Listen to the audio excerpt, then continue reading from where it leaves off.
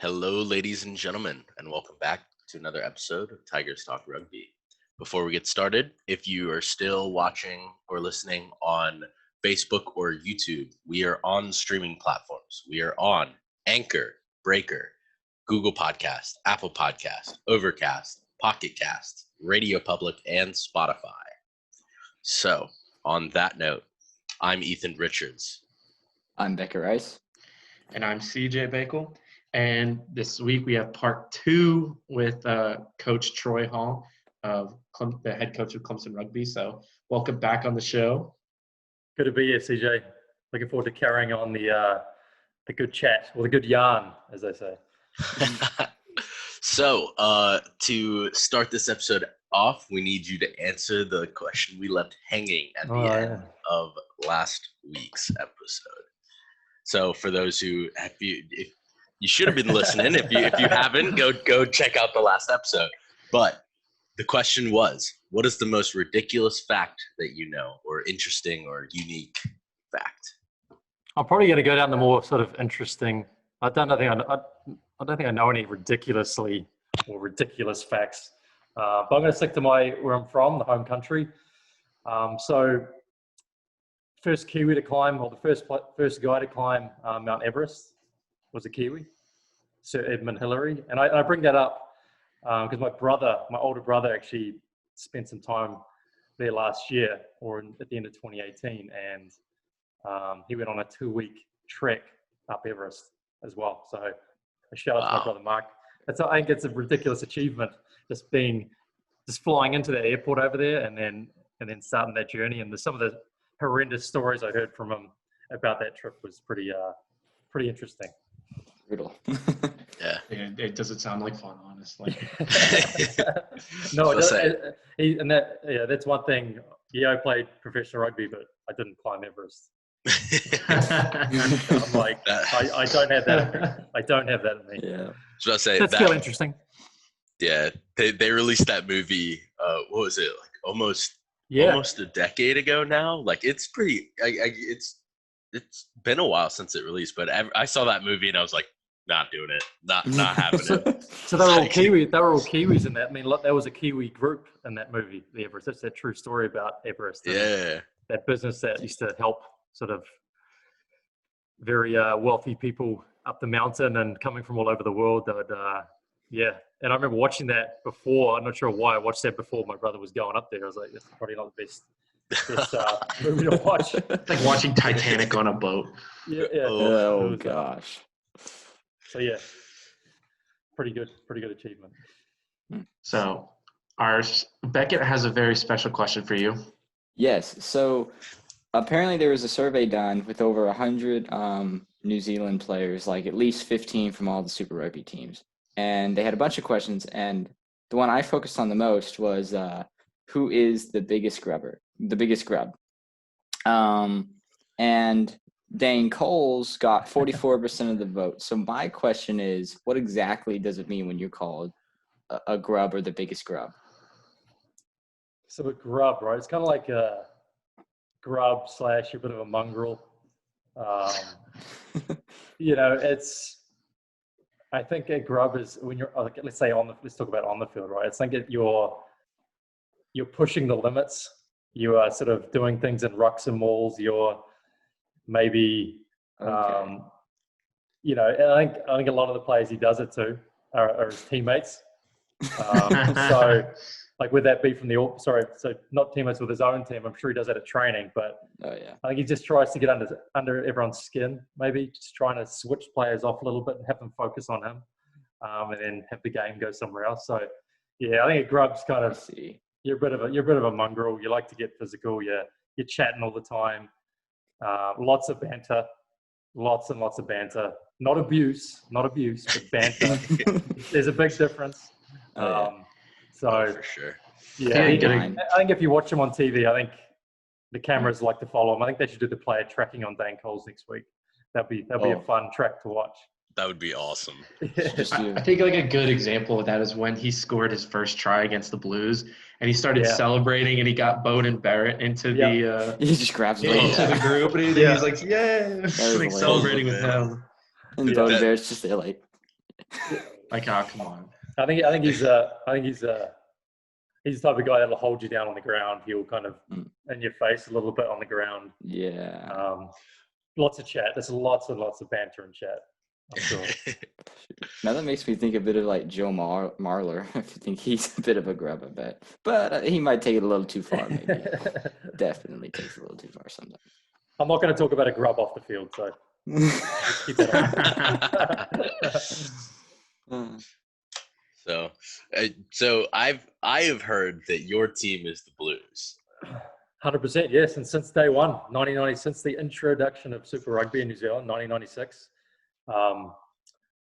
that was my team. Although I'm from the Waikato area, I'd never liked the Chiefs. I never liked Waikato, but I've always loved the Blues. And I think it was because of that first era of players they had with like Carlos Spencer and John Lomu and there's some really, really veteran, very, very popular players that I used to legends right there. idolize. Yeah. Well, as I mentioned earlier, or I think in the last episode, I have family in Christchurch. So because of that, I am a Crusaders fan. So going into this week's matchup, which I guess for the listeners, since this will be coming out after, what are your thoughts for these two teams? Because clearly they're the two top of the table right now. Yeah. Like how do you feel about what's going to happen in this upcoming game, which for a lot of listeners will be a game that's already occurred? But I think Blues are obviously going to go on with a lot of confidence, right? But I think it's probably that still piece, like saying like we're not. We've got a lot of praise on us so far, but I think until you beat the Crusaders or it's going to be really tight. Obviously, I think it's going to be within a couple of points. I think it's until you beat the Crusaders, they're the benchmark, right? And they're so relentless, man. They are so relentless on attack, on defense. It's like it's just wave after wave of it, especially on attack. The composure those guys have, it's just next level, and they're so fit. Obviously, they're super fit, skilled. Oh yeah. But they've got that unity. They're unified. It's very, very tough game for the Blues. Is it in Auckland or is it in Christchurch? Home or away? Do you know? Actually, that's a good question. I'm not sure. I just know that the Blues have had this last bye week, so they've had the entire week to prepare, and I don't think the Crusaders have any injuries or notable injuries as of the moment. Barrett. So besides Scott Barrett, but like they hadn't had Scott Barrett this tournament yet. It's a Christchurch. It's in Christchurch. Okay. Ooh, it's so tough. Another level of difficulty. Yeah, and the weather's going to play its part, I'm sure. That makes things a bit tougher. But I think Blues are playing better than they've had for a long, long time, and I think a lot of the comments around the Blues have been like their togetherness. That counts for a lot. So, but it's going to be physical. I think Beauden Barrett's going to, the halves are going to play obviously a massive role. The playmakers, I should say. But it's the weather the Blues can just stop their attack. I think it's with the Crusaders being so consistent and being relentless that they're tough to beat. So with the Blues, I've had this question, and my brother and I have discussed it a decent amount. With their pickup of Dan Carter, and obviously they haven't been using him on the field, what role behind the scenes do you think he's got right now? I think he's another coach.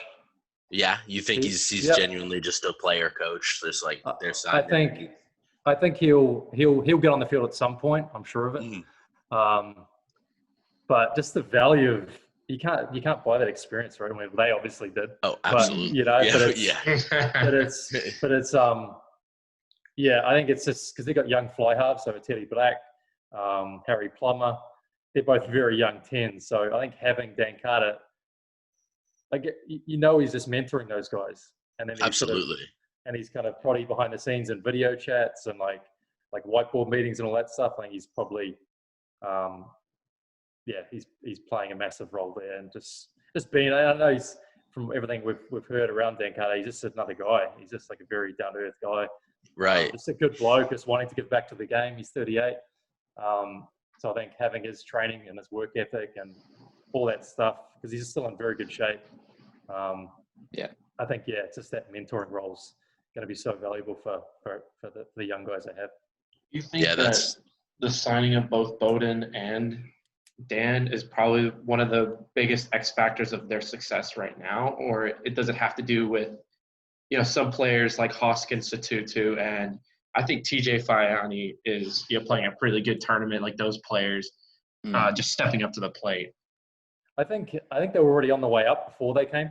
I think the Blues had already won. The Blues had won a bunch of games in a row away from home before Bowden Barrett even stepped on the field. So I think Liam McDonald, the coach, has done a really, really good job, and I think helping the Blues players play for more than just themselves. I think you can see the unity they've got, and so I think McDonald's done a really good job there as a coach to bring that group together. And then having Bowden Barrett come in and Dan Carter, it's just kind of enhancing it, right? Absolutely. Because Bowden Barrett's, if you've seen the games, he's not lighting the world on fire, but he's always he's always in the right place. He's doing everything he needs to do. His decision making and game management is I think the Blues have lacked, and I think that's helping take the pressure off the fly halves. Absolutely. His kicking has been amazing too. Yeah. It's very solid. Knowing you got someone like that at the back is very, very nice. Nice to know. He proved he can hit the drop goals. Yeah. Yeah. What were you? Sorry, my bad, Ethan. All good. So I was gonna say, I've really enjoyed watching the Blues play this round robin, because I feel like as a program, obviously, as you're saying, they've been coming into success for a little while now, and what they're I think that all the pieces have started to fit together really well with this round robin. And for me, from what I've witnessed on watching the games and whatnot, is that the veteran support that they've now got, and the big name support that they've now got with the pickups of Dan Carter and in more of a mentor role, and Bowden Barrett at that 15 at that comfort protection, basically a position for their defensive structure, and even his ability to just use the ball and attack well, is just I think everything's come together. And for me, as a Crusaders fan who's Crusaders have this, they've had it, it's already in the bag. I don't think that's the case. I genuinely I see these two teams arguably the two best clubs in the world right now, because of how well put together they are. And like I said, it's taken time too, right? I mean, they've been built. I mean, they've had a lot of tough years, but it takes time you see them peaking right now, but all that work's gone in for the last 2 or 3 years since McDonald's come in. And I think the Super Rugby Aotearoa's competition is hands down, the level of rugby and the physicality and backing up week to week. It's probably the hardest rugby they've all played, especially at that level, because I think they're all doing PBs off the field. And then during the week, I've heard they're just kind of takes them till Wednesday to recover for the next week. Yeah. It's rough. Yeah. But it's good just to see rugby back, and it's good to get that back, especially in New Zealand, where it's such a big part of it. For sure. We've talked a little bit about the top side of the table. Now let's shift our focus a little bit down. I just kind of want to talk a little bit about the Chiefs. So I think with having Warren Gatland, having Aaron Cruden back from France, and having Sam Cane now back, what do you think is happening to the Chiefs that has made them not perform as well as they would hoped? If you look at the competition, right, so you got the Crusaders, you got the Hurricanes, Blues, Highlanders, and the Chiefs, right? What separates the Crusaders from the Chiefs it's still so minimal. it's a decision here or there on the field. It's a mistake here or there. I think they're just, and it's kind of like the Blues the last few years. Although, remember they had that run of not winning versus another New Zealand team for, I couldn't remember how many games it was, but if you look at the results of those games, they're all super tight. A lot of them are like within 5 points, 7 points, maybe maximum of 10 points. I think if you look at the Chiefs game so far in this competition, they've been in the game every game. They've had opportunities every game. I think it's just the nature of the competition where it's such a fine line. It's like, like I say, it's a moment. Those games are defined by moments, and I think you've just come out on the wrong side. Because I think they got a good team, man. They got a really good team. I think it's just those moments. If they don't go your way, then bang, 7 or 10 points go to the opposition. I think what are we halfway through the competition already? Are we more than halfway? I think we're almost half. I think this week is the halfway. Yeah, so they're already in a bit of trouble, obviously, without winning a game yet. But yeah, I think it's just the nature of the competition. It's so any of the teams, maybe apart from Crusaders at this point, those moments, and it's you end up having losses. Yeah, that's the challenge of a smaller pool tournament, is that like every game means so much more. So like in this case, those small moments that the Chiefs have had where they maybe have messed up that pass that could have scored, like caused them to score, or their kick was not as deep as it needed to be. Like that's the game, like there. And so I like, for me, when I look at the Chiefs, like I don't see them in the same echelon as right now what you see those top teams in New Zealand, just specifically because like there's that thin line in which those important moments they haven't passed yet. They haven't broken that line in the way that they need to. Yeah. And I think it's and from a, can you imagine that from like you're absolutely putting your body on the line every week and then just coming out on the wrong side, but knowing you had moments to win it, it's where this tournament is taking every bit of kind of resilience out of all the players, and like how far are you willing to push yourself every week? Like I say, they're not recovering till Wednesday. Some probably Thursday, then they got to play again on the Saturday. It's tough. That's rough. It doesn't help either that the Chiefs have like really suffered a lot of injuries this season. Like they have Autu Mali, the All Blacks prop, he's out for the whole season. Sam Cane missed a good couple games, and then they have like a couple other forwards that either would start or come off the bench. So it's not helping them that they have had sort of a slew of injuries, more so than some of the other teams. Yeah, and again, like the injury pieces, it's I think every team's coming super fit, super strong, ready to go. But it's like, we all play rugby, have played rugby, and it's those knocks they happen, right? And I think Chiefs, they've struggled there a little bit, but they'll be back, mate. They'll keep going. Yeah, for sure. So to move away from Super Rugby a little bit and more into general rugby, what are your thoughts on those like experimental law changes that they're trying to implement or look at right now? So any specific one you want to have a think about? I think the 2250 is probably the biggest one in rugby news right now, is because like obviously we've seen it in league a little bit, and like, so what is your perspective on that in union? I think all these, I don't read too much into the law changes. I mean, obviously I look at them, respect them, and sort of figure out how they can help and how it can help the teams I coach and all that stuff. I think they're all focused on like the flow of the game, or when you think about even like the rolling away at the tackle area, right? Like the poachers being in more of a picking up the ball kind of situation, or rolling away at the tackle quicker.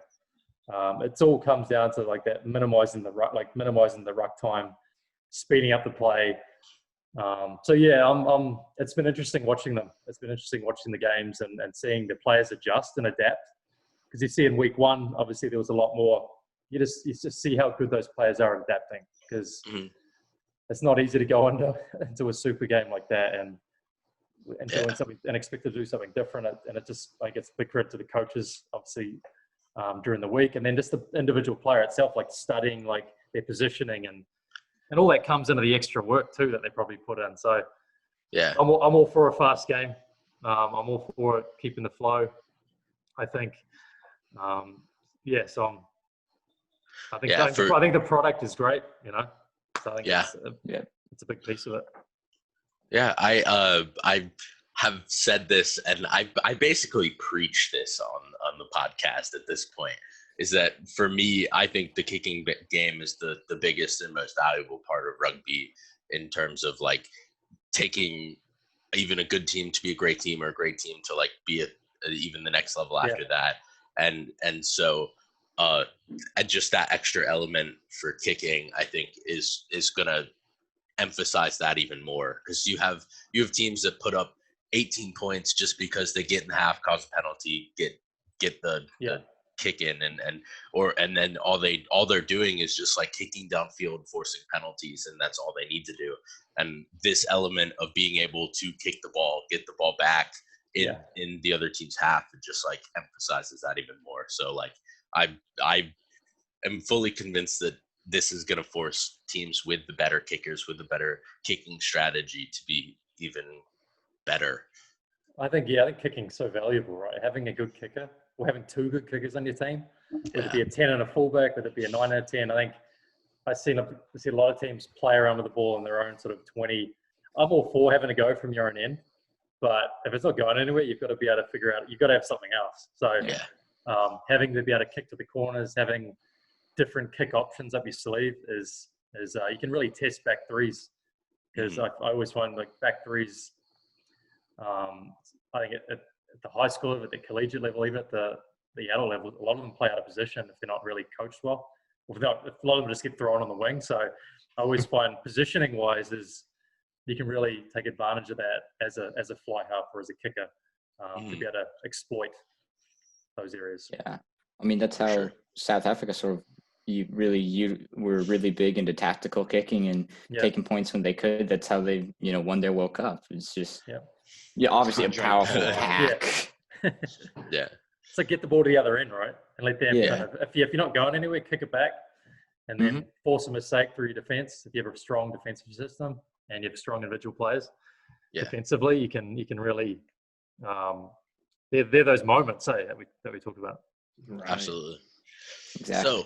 So with that, we're going to wrap it up. So thank you so much for joining us again. No, my pleasure, mate. It's been good fun. For sure. Happy to come on again. Happy to continue the conversation. So looking forward to it. It's been great. So CJ, you look like you're a lot of fun. We're doing all right. It was a lot of fun. And everybody, as always, watch rugby, because we're on, rugby's now on ESPN, so you can watch it via ESPN Plus, or you could always record it and stuff like that. The New Zealand matches are at 3 a.m. and 11:30 p.m. So there should be no excuse anymore to not watch rugby. Or even just the highlights, at least. I mean, all the highlights are on YouTube. True, and I like to find old international games on YouTube as well. So just World Rugby's been putting up a lot more of them now. So absolutely. So we're all at home. Watch rugby. It's fun. So thank you all for listening. Tune in next week. Have a nice day. Cheers, guys. See you.